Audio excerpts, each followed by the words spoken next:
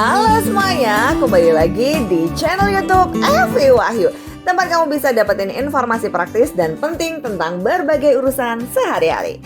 Di video kali ini kita bakal bahas tuntas tentang proses dan biaya lengkap saat membeli tanah baru. Bukan cuma sekedar beli, tapi kita juga akan kupas satu persatu langkah legal yang harus kamu lalui sampai ke biaya-biaya tersembunyi yang sering gak kita sadari. Kalau kamu sedang berencana beli tanah untuk rumah, usaha, atau investasi, tonton video ini sampai selesai supaya nggak salah langkah atau tahu apa saja yang harus disiapkan.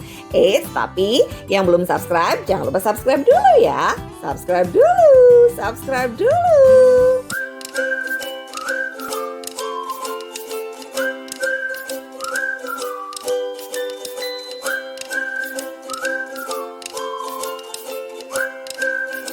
Oke, langsung saja kita lanjutkan videonya ya teman-teman ya. Langkah pertama dan paling penting sebelum beli tanah adalah cek legalitas tanah tersebut.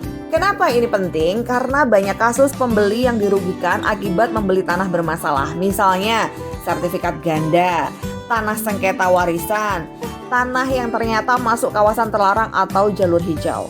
Dan yang harus teman-teman periksa di sini adalah yang pertama, nama pemilik tanah. Cek apakah nama yang tertera di sertifikat sama dengan yang ada di KTP penjual. Jangan sampai kalau namanya beda, teman-teman terima gitu aja ya. Jangan sampai seperti itu. Itu dilarang keras ya.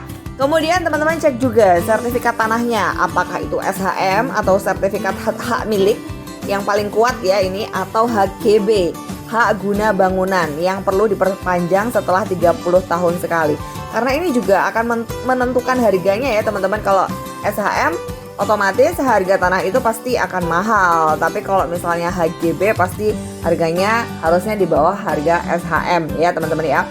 Terus apakah tanah sedang dianggunkan ke bank ya, bisa dicek nih ke BPN atau tanyakan ke notaris apakah tanah ini itu dijaminkan ke bank atau tidak.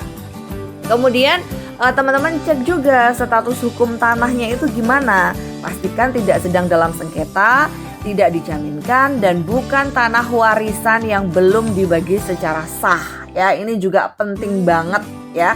Karena kalau warisan ini belum dibagi secara sah, maka nantinya kalau dijual akan terjadi permasalahan. Karena ahli warisnya semua itu harus sepakat dan tanda tangan gitu loh teman-teman ya. Kemudian teman-teman juga bisa mengecek sertifikat secara manual ke kantor BPN atau sekarang bisa juga melalui layanan online BPN untuk cek keaslian dan peta bidangnya. Dan biaya pengecekan sertifikat ini sekitar 50.000 sampai 100.000 tergantung wilayahnya ya teman-teman ya.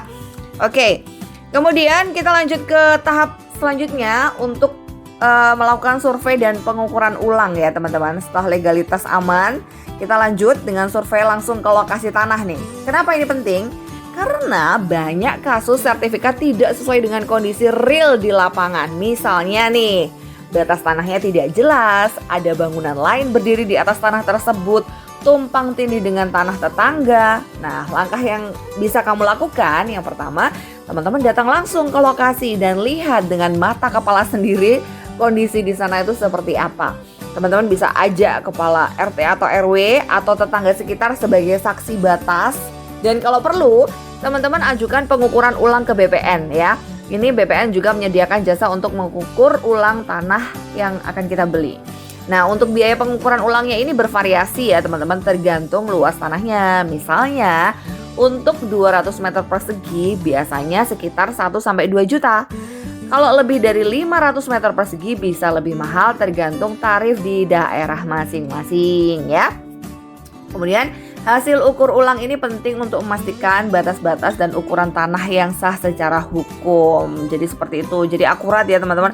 Jangan sampai kita tuh kayak cuma cek-cek di OLX terus tiba-tiba langsung dibayar ya, nggak seperti itu juga ya. Karena ini tanah dan pastinya biasanya mahal gitu ya. Jadi kita harus berhati-hati untuk prosesnya supaya nggak salah langkah. Karena kalau sekali kita udah bayar aja dan ternyata itu bermasalah, wah rugi besar kita ya teman-teman ya. Oke, selanjutnya setelah kita udah mengecek sertifikatnya dan segala macam, kita udah cek lokasi, kita sekarang harus melakukan perjanjian awal dan booking fee ya teman-teman. Nah, kalau teman-teman udah cocok, dengan tanahnya dan ingin memastikan tidak diambil orang lain, biasanya ini diminta untuk membayar booking fee atau uang tanda jadi. Nah, biasanya ini nilai booking fee-nya ini antara 1 juta sampai 10 juta tergantung kesepakatan teman-teman dengan penjualnya. Dan kalau pembayaran tanah belum lunas, teman-teman disarankan membuat PPJB atau perjanjian pengikatan jual beli. Fungsinya untuk apa? Untuk mengikat perjanjian jual beli secara sah sebelum AJB atau akta jual beli dilakukan.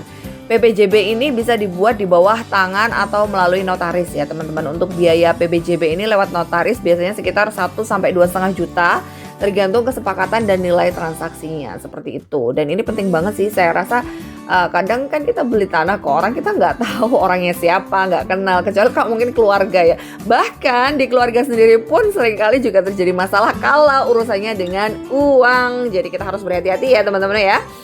Oke, selanjutnya setelah kita membuat perjanjian atau booking fee tadi, kita sekarang lanjut ke pembuatan akta jual belinya atau AJB di PPAT ya teman-teman ya.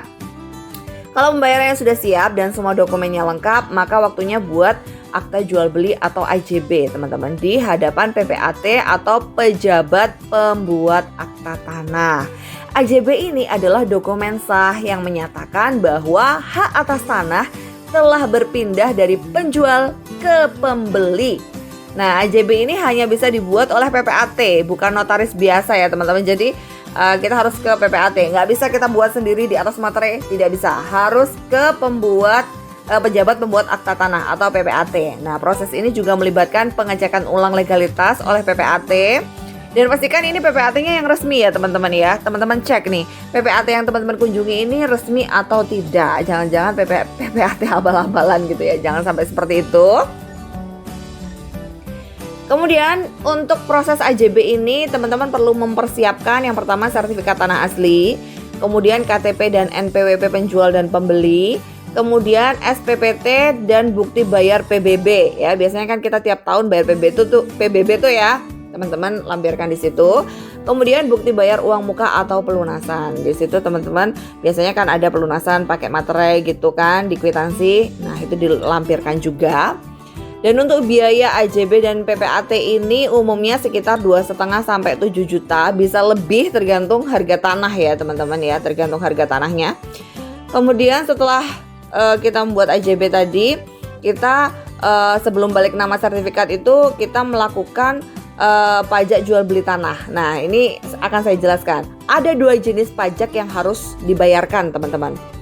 Yang pertama itu adalah pajak penjual atau PPH, pajak penghasilan. Besarnya ini 2,5% dari nilai transaksi atau NJOP tertinggi. Biasanya dibayar oleh penjual, tapi ini bisa dinegosiasikan, bisa dibayar oleh penjual atau pembeli gitu. Nanti didiskusikan aja. Nah, untuk biayanya ini contoh perhitungannya seperti ini teman-teman.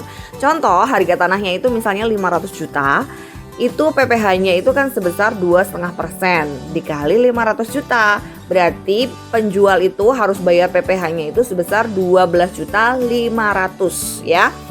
Jadi itu yang harus dibayarkan oleh penjual. Tapi kalau misalnya udah dibicarakan sama penjual sama pembeli gitu, ya udah yang bayar pembeli aja pajaknya, ya bisa aja seperti itu gitu. Misalnya 500 juta penjualnya itu udah bersih gitu, diurus sama pembeli semua, bisa juga seperti itu, tergantung kesepakatan ya.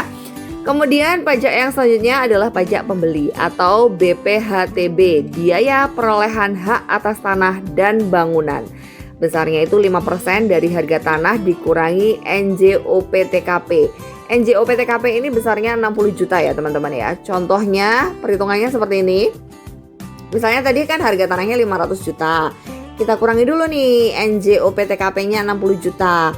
Jadi harga tanahnya jadi 440 juta. Di situ 5% dari 440 juta itu adalah 22 juta. Jadi pembeli itu harus bayar 22 juta. Jadi pembayaran PPH dan BPHTB ini biasanya dilakukan sebelum balik nama ya teman-teman. Tanpa ini proses sertifikat akan tertahan di PPN. Jadi untuk besaran pajaknya sendiri ya, pajak yang harus dibayarkan antara penjual sama pembeli itu adalah sebesar 12.500.000 ditambah 22 juta ini gitu. Jadi kalau misalnya kita melakukan jual beli itu sebenarnya juga potongannya banyak ya, karena ada pajak di sini gitu ya teman-teman. Kemudian setelah pajak-pajaknya beres, kita melakukan balik nama sertifikatnya. Setelah pajak lunas, AJB selesai, PPAT akan mengurus proses balik nama sertifikat ke kantor BPN. Nah, balik nama ini artinya sertifikat yang awalnya atas nama penjual akan diterbitkan ulang atas nama kamu sebagai pemilik baru ya. Wah, seneng banget ya dapat sertifikat baru atas nama kita sendiri. Nah, waktu prosesnya ini sekitar 2-4 minggu tergantung kantor BPN setempat dan antriannya banyak atau enggak. Dan untuk biaya balik nama sertifikat ini sekitar 750.000 sampai dengan 2 juta. Belum termasuk jasa PPAT jika kamu meminta bantuan PPAT ya teman-teman. Kalau teman-teman mau urus sendiri ya bisa ini. Tapi kalau misalnya mau pakai jasa PPAT yang untuk AJB tadi ya oke, nggak masalah. Nah, kalau teman-teman ingin cepat selesai, teman-teman bisa pilih layanan prioritas dengan biaya tambahan. Seperti itu ya teman-teman ya. Dan biaya-biaya lain yang perlu diperhitungkan ini selain biaya utama ya teman-teman, ada juga biaya-biaya kecil tapi tetap perlu disiapkan seperti fotokopi dan legalisir dokumen, kemudian biaya transport ke BPN, PPAT, notaris, biaya pasang patok atau pagar batas tanah gitu. Ini penting juga ya patok, karena nanti kalau nggak dipatok diserobot orang nih tanah kita gitu ya. Jadi sebisa mungkin tanah kita tuh dikasih pembatas yang jelas, yang kelihatan, terpampang nyata gitu ya. Biaya jasa pengurusan, kalau teman-teman pakai biro jasa ini juga ada biayanya. Tapi kalau teman-teman mau ngurus sendiri ya nggak masalah. Kecuali yang pembuatan akta jual beli tadi harus pakai PPAT ya teman-teman ya.